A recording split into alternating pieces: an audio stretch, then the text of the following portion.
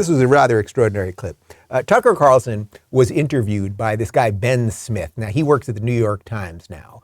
He's a former, I think he was the CEO of BuzzFeed. This guy is a smear merchant, and so many of the things that are wrong with the internet right now come out of, you'll see this guy, he's a sweaty, smarmy mess, and just like a squirrely little nothing. But he ran BuzzFeed for many, many years. And BuzzFeed, you remember all those years of BuzzFeed, it seems like a long time ago, where people all day long would be sharing those things on BuzzFeed, where you just click things all day long. Do you like this ice cream more than cookies? But you click, and I honestly believe that they were basically just tracking all of our behaviors all along. BuzzFeed was never anything that made money. When they went public, it crashed because there was really nothing there.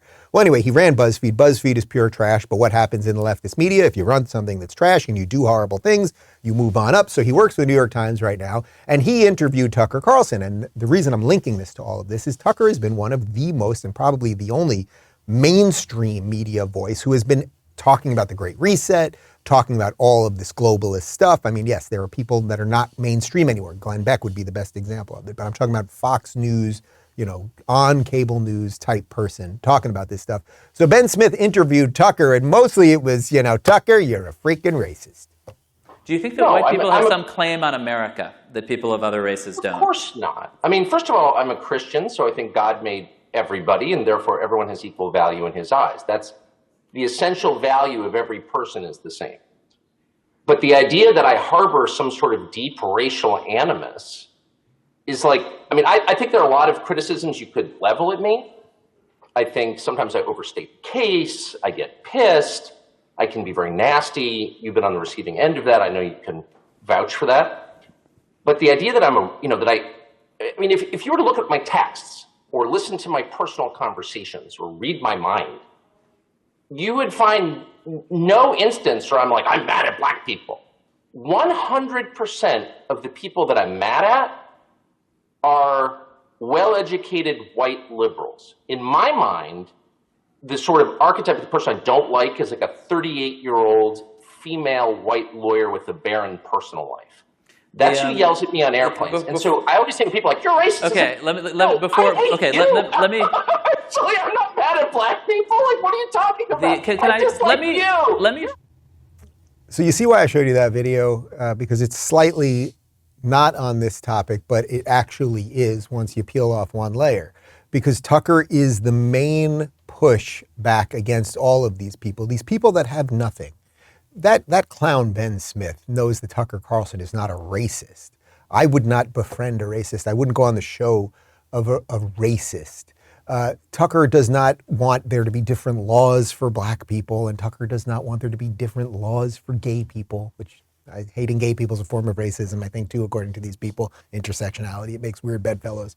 But it's all that they've got. All that they've got is, you somehow are stoking white outrage. Now, the funny thing about it is they're the ones that are stoking white outrage all the time. They're the ones who are always talking about white privilege and how evil white people are and the patriarchy and all of those things. And then they turn to the other people who are saying, hey, that's not true, and we don't like identity politics and all that. And then they say to them, hey, you just said something and you're the racist, even though they're the one pushing the racism on all of us. And I think that this is what the left gets wrong about their political opposition, and that's why they're losing.